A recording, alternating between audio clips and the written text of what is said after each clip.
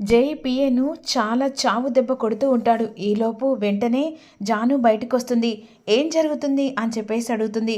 ఏం జరగట్లేదు madam, sir నాకు వార్నింగ్ ఇస్తున్నాడు, అదే లెక్కలు తేల్చుకుంటున్నాం అని చెప్పేసి ఈ విధంగా అంటూ ఉంటుంది. ఇక ఇలా అన్న తర్వాత జై అక్కడి నుంచి ఒక్క విసురు కొట్టి వెళ్ళిపోతాడు. ఇక జాను కూడా సార్ అని చెప్పేసి పిలుస్తూ ఉంటుంది. సార్ చాలా ఇంపార్టెంట్లో ఉన్నాను మేడం, మీరు వెళ్ళి పడుకోండి అని చెప్పేసి అంటాడు. అప్పుడు వెంటనే జాను లోపలికి వెళ్తుంది. ఈలోపు హర్షతో ఎలాగైనా ఇక పెళ్ళి జరిపించాలని చెప్పేసి నిర్ణయించుకుంటాడు. వెంటనే రిజిస్టర్ మ్యారేజ్ చేస్తేనే వీళ్ళు కరెక్ట్గా పెళ్లి జరిగినట్టు అవుతుందని చెప్పేసి బసవరాజు ఇక కనిష్క నిర్ణయించుకుంటారు. ఈలోపు ఇక బసవరాజుతో కనిష్క చెప్తుంది, అంకుల్ ఎలాగైనా సరే ఇక హర్షను నేను ఒప్పించాను, వాళ్ళిద్దరిది ఏ తతంగం లేకుండా ఏకంగా రిజిస్టర్ మ్యారేజ్ చేస్తే సరిపోతుంది అని చెప్పేసి అనుకుంటారు. సరే అని చెప్పేసి ఈలోపు ఇక కీర్తిని పిలిపించి జరిగిన విషయం చెప్పిన సరిత కీర్తి ఒక్కసారి షాక్ అయిపోతుంది. ఇక ఏం చెప్పలేని సిచ్యువేషన్ అని చెప్పేసి అనుకుంటుంది. ఇక ఏం చేయాలి అని చెప్పేసి ఆలోచిస్తూ ఉంటుంది. త్వరగా తయారు కాపో అని చెప్పేసి బామ్మ అంటుంది. కీర్తి తీసుకెళ్ళి కనిష్క రెడీ చేసి హాల్లోకి వస్తుంది. బయలుదేరదమ్మా మామయ్య, ఇక హరీష్ ఫోన్ చేస్తాడు, అట్నుంచి వాళ్ళు వస్తారట. సరే అని చెప్పేసి ఇక వాళ్ళందరూ కలిసి బయలుదేరతారు. ఈలోపు తులసి బయటికి వెళ్తుంది కదా. తులసి ఇంటికి వచ్చేసరికి కీర్తి వాళ్ళు ఎవరు కనిపించరు. ఇంట్లో ఉన్న వాళ్ళు ఇక కీర్తికిను హరీష్కి రిజిస్టర్ మ్యారేజ్ జరిపిస్తున్నారని తెలుసుకొని వెంటనే తులసి సిద్ధు రిజిస్టర్ మ్యారేజ్ దగ్గరికి వెళ్ళిపోతారు. కంగారు పడిపోతూ ఉంటుంది. రిజిస్టర్ మ్యారేజ్ జరిగిపోతే ఎలా అని చెప్పేసి ఇక తన కడుపులో బిడ్డ విషయం బయట పెట్టాల్సి వస్తుందని చెప్పేసి కీర్తి భయపడుతూ ఉంటుంది. ఇక రిజిస్టర్ మ్యారేజ్ కోసం అని చెప్పేసి ఈలోపు అందరు కలిసి లోపలికి వెళ్తారు కదా.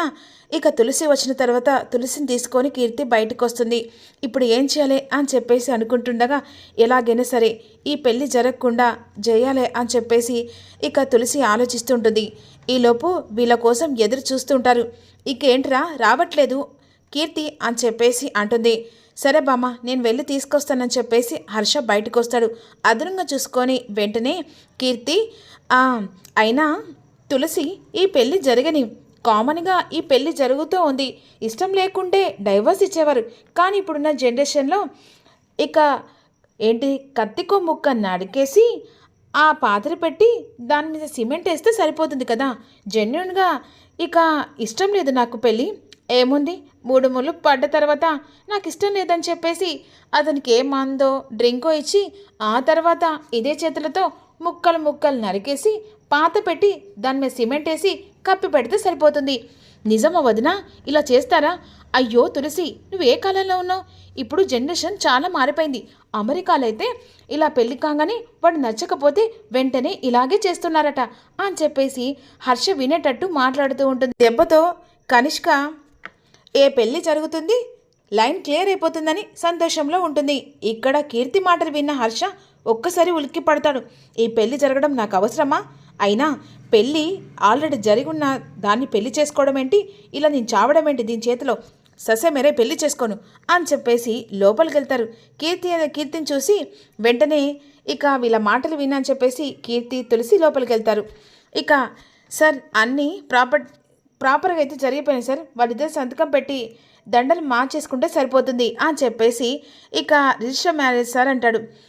వెంటనే సంతకం పెట్టడానికి ఇక కీర్తి హర్ష అలా పేపర్ దగ్గరికి వెళ్ళి, ఏంటి హర్ష ఎందుకు చెయ్యి వణుకుతుంది, చేతిలో ఉంది కత్తి కనబడుతూ ఉంటుంది, వెంటనే సంతకం పెట్టు, ఎందుకు ఆలోచిస్తున్నావు అని చెప్పేసి కీర్తి అంటుంది. లేదు నీ సంతకం పెట్టను అనేసరికి బసవరాజు కనిష్క షాక్ అయిపోతారు.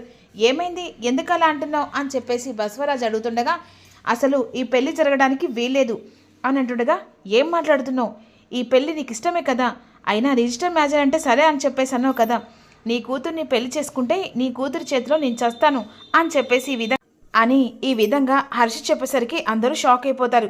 ఏంటి నా కూతురు చంపుతుందా, కావాలంటే ఈ వీడియో ప్రూఫ్ చూడండి అని చెప్పేసి ఇక కీర్తి తులసితో చెప్పిన మాటలన్నీ వీడియో రికార్డ్ చేస్తాడు. తులసి కీర్తి షాక్ అయిపోతారు. నీ కూతురు చేతిలో చస్తే చావే కంటే నేను పెళ్లి చేసుకోకుండా బ్రహ్మచారిలో ఉండడం బెటర్ అని చెప్పేసి హర్ష అక్కడి నుంచి వెళ్ళిపోతాడు. కోపంతో బసవరాజు వెంటనే కీర్తిని ఇంటికి తీసుకొచ్చి చెంప పగలగొట్టి, నువ్వు ఇంత దుర్మార్గంగా ఆలోచించి ఈ పెళ్లి క్యాన్సిల్ చేసేలా చేసావా నువ్వు? అంటే ఈ పెళ్లి జరగడం నీకు ఇష్టం లేదన్నమాట అని చెప్పేసి ఇక కీర్తిని చావు దెబ్బలు కొడుతూ ఉంటాడు బసవరాజు. ఇదంతా నువ్వే కదా చేసింది? లేదు మామయ్య, వదినది ఏ తప్పు లేదు, ఇది నేనే చేశాను, కావాలని ఈ పెళ్లి చెడగొట్టడానికి చేశాను అనేసరికి బామ్మ ఒక్కసారిగా తులసి చెంప పగల కొడుతుంది. ఇంకొకసారి నా కూతురు విషయంలో జోక్యం తీసుకుంటే మర్యాద దక్కదు అని చెప్పేసి బసవరాజు తులసికి వార్నింగ్ ఇస్తాడు. ఇక వెంటనే అలా కొట్టేసరికి తన కడుపు మీద ఇక నొప్పి లేసినట్టు అవుతుంది. అలా పట్టుకొని ఏడుస్తుండగా, వదిన నీకేం కాలేదు కదా, నా వల్ల ఇక ఈ తప్పు నీ మీద వేసుకున్నావు కదా, నింద నా వల్లే కదా అని చెప్పేసి తులసిని పట్టుకొని కీర్తి ఏడుస్తూ ఉంటుంది. లేదు వదిన, ఎందుకంటే నీ కడుపులో బిడ్డ కాపాడుకోవడం నా ధర్మం, ఏదైతే జరిగింది, ఈ పెళ్ళి జరగకుండా ఆప్ చేసాం, ఇక ఏదో ఒక రకంగా అయితే ఈ పెళ్ళి ఆప్ చేసాం కదా అని చెప్పేసి అనుకుంటుండగా, క్షమించు అని చెప్పేసి కీర్తి తులసిని క్షమాపణ అడుగుతూ ఉంటుంది.